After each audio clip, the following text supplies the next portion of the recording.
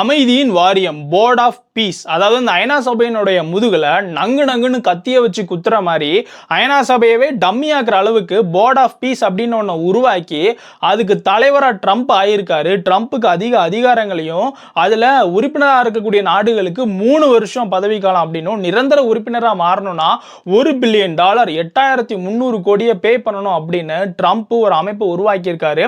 $1 billion Pakistan எங்க போவாங்க? Trump கடன் கொடுத்தா அதை திருப்பி கொடுப்பாங்க. அதனால அவங்க ஆளா ஓடி போய் இந்த போர்ட் ஆஃப் பீஸ்ல சேர்ந்துக்கிட்டாங்க.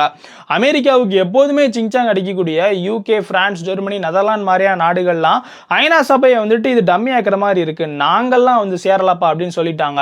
உலகத்தோடைய மிகப்பெரிய பொருளாதாரம், ராணுவ சக்தியா இருக்கக்கூடிய இந்தியா, ரஷ்யா, சைனா மாதிரியான நாடுகள்லாம் இதுல அமைதியா இருக்காங்க, கூர்ந்து கவனிச்சுக்கிட்டு இருக்காங்க. அதையும் தாண்டி ஆப்பிரிக்கா, பிரேசில் மாதிரியான நாடுகள் கூட இதுல சேரல.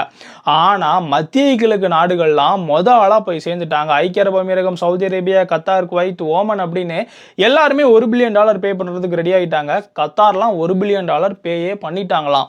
எகிப்து, மொராக்கோ மாதிரியான ஆப்பிரிக்க நாடுகள், இஸ்ரேல், துருக்கி, ஜோர்டான் மாதிரியான நாடுகள் கூட இதுல சேர்ந்திருக்காங்க.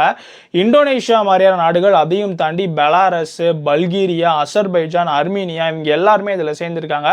கிட்டத்தட்ட 35 நாடுகள் சேர்ந்திருக்காங்களாமா. இது சம்பந்தமான டீடைல்டான வீடியோ நம்ம சேனல்ல போஸ்ட் ஆகும். அதுக்கு உங்க சப்போர்ட்டை கொடுங்க. நம்ம ஓஹோ தமிழ் சேனலை சப்ஸ்கிரைப் பண்ண பார்க்குறவங்க சப்ஸ்கிரைப் பண்ணிக்கிடுங்க. ஜெய் ஹிந்த். ஓஹோ அப்படியா? ஆமாடி.